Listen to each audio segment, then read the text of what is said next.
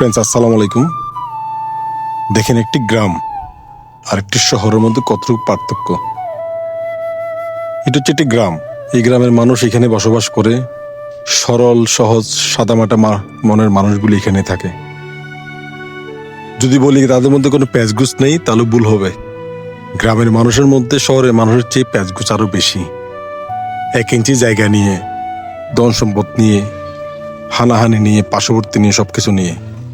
দেখেন, এটা একটি গ্রাম, কিন্তু প্রাকৃতিক দৃশ্য খুবই সুন্দর। প্রাকৃতিক দৃশ্যগুলি খুবই সুন্দর। মানুষগুলির সবগুলি নিজের জীবিকার জন্য নিজে খেটে সবকিছু করে, চাষবাস করে, মাছের চাষ করে, প্রজেক্ট করে। তারপরে এই যে একটা সুন্দর পরিবেশ, এই পরিবেশটা কিন্তু শহরে কখনো পাওয়া যায় না। আর পাওয়া না যাওয়ার কারণ হচ্ছে শহরে জায়গার অভাব। জায়গার অভাব হওয়াতে এই ধরনের একটা সুন্দর মুহূর্ত বা সুন্দর একটা প্রাকৃতিক দৃশ্য সহজে পাওয়া যায় না।